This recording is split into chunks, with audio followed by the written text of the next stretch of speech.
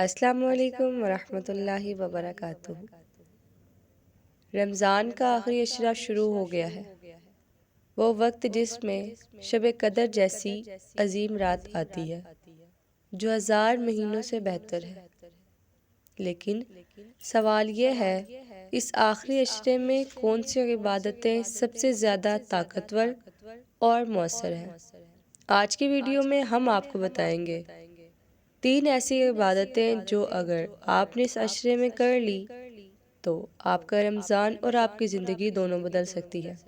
آخری عشرے کی سب سے اہم عبادت رات کو قیام کرنا ہے، کیونکہ خود نبی کریم صلی اللہ علیہ وآلہ وسلم آخری عشرے میں اپنی عبادت کو بہت بڑھا دیتے تھے اور راتوں کو زیادہ وقت اللہ کی عبادت میں گزارتے تھے۔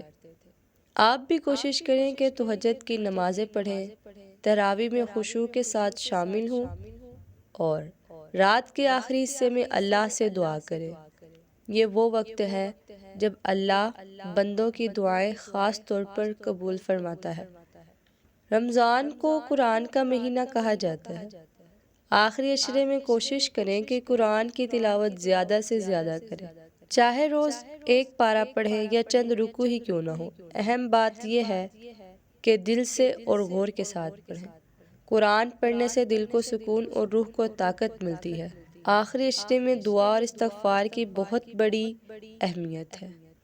دعا اور استغفار کی میں نے پہلے ویڈیو بنائی ہوئی ہے، وہ آپ میرے چینل پر دیکھ لیں۔ یہ دعائیں خاص طور پر شب قدر کی راتوں میں پڑھنے کی تلقین کی گئی ہے۔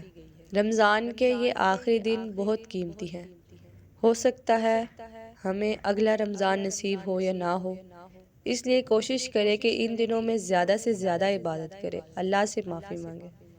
اگر یہ اسلامی پیغام آپ کے دل کو تسکین پہنچاتا ہے تو اسے دوسروں تک پہنچانا بھی صدقہ جاریہ بن سکتا ہے۔ اس ویڈیو کو اپنے دوستوں اور خاندان کے ساتھ شیئر کریں تاکہ وہ بھی رمضان کے آخری عشرے کی برکتوں سے فائدہ اٹھا سکیں۔